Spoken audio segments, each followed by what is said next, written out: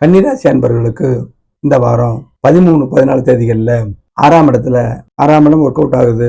6ஆம் இடம் என்ன? வேலை, கடன் அமைப்பு, இப்படி போயிடும். நம்ம வேலையை எடுத்துக்குவோம். அன்றாடம் வேலை. 6ஆம் இடத்துல ஒளி குறைந்த சந்திரனாக இருந்தாலும் குரு பார்வை இருக்கிறதுனால இதுவரை வேலை இல்லையா? வேலை, ஒரு மாற்றம், வேலையில மாற்றம், வேலையில திருப்தி, அதிருப்தி நீங்கி திருப்தி, இவெல்லாம் ஏற்படுங்க. அப்புறம் 15, 16 தேதிகளில் 7ஆம் இடம். இந்த இடத்துல இந்த வாரம் எந்த வாரம் சொல்லாத விஷயத்தை இதில் சொல்றேன். 7ஆம் இடம் சற்று பாவத்துவம். இடம் கொடுத்த கிரகம் குரு இங்க இருக்காரு. குரு புதன் பரிவர்த்தனை ஆகிறாங்க. இது ஒரு சிறப்பான அமைப்புங்க. ராசிநாதனும் 7ஆம் அதிபதியும் பரிவர்த்தனை. வீட்டுல புரிதல் இல்லாம இருக்கலா நீங்கும்.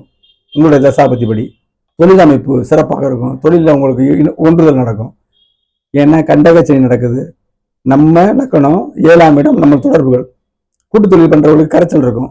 பாருங்க, எல்லாருக்கும் இல்லை, புரிதல் இல்லாதவர்களுக்கு. மனைவிட்ட கருத்து முதல் இருக்கும். 7ஆம் இடம் பாவத்துவம். நம்ம யாராட்ட தொடர்பு கொள்றோமோ அவங்க பூரா சற்று நல்ல பலன் இல்லை. அது பூரா இப்ப மாறும். 7ஆம் இடத்துல பாவத்துவம் சோத்தும் கலந்து நிற்குது. அப்ப நம்ம அட்ஜஸ்ட் பண்ணி போகணும் அப்படின்னு சொல்லியாச்சு. கூட்டு தொழிலா இருந்தாலும் சரி, நமக்கு எதிர்படுற கூட 7ஆம் இடம்ங்க. அப்பாவா இருந்தாலும் அம்மாவா இருந்தாலும் யாரா இருந்தாலும் முதன்மை மனைவி, அப்புறம் கூட்டு தொழில், நண்பர்கள். ஆனா 7ஆம் இடத்துல எல்லாருமே அன்றாடம் உள்ள அமைப்புகள். அப்ப அந்த இடத்துல கொஞ்சம் விட்டு கொடுத்து செல்லணும், உறுதியா சொல்றேன். 8ஆம் இடத்துக்கு வார கடைசியில வருவாரு. சந்திராசிரமா வரும். மற்ற ராசிக்கு சொன்னது மாதிரி இப்போ உதாரணத்துக்கு சிம்ம ராசிக்கு சொன்னல அந்த கெடுபலும் நீங்க இல்லை. ஏன்னா அந்த 8ஆம் இடத்துல சூரிய சந்திரன் அமாவாசை அமைப்பாக இருந்தாலும் சூரிய சந்திரன் யாராவது ஒருத்தர் உச்சமா இருக்கும்போது அந்த இடம் பலப்படும். பாவத்துவம் இல்லை. சனி இருந்தா தாங்க பாவத்துவம் வந்துடும். சனி தாங்க கெட்ட கிரகம் சொல்லிட்டேன்.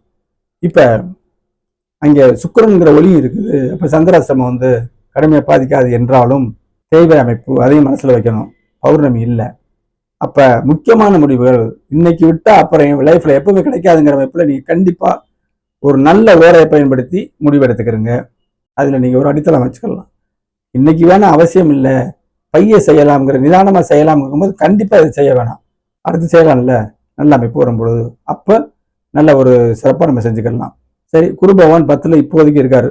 தொழில் இது வரைக்கும் அபூர்வ தசாபுத்தி படிக்கு பிரச்சனைகளை கொடுத்தாலும் இனத்தை ஓட்டிட்டு வர்றீங்க. டிஸ்கனெக்ஷன் ஆகலை.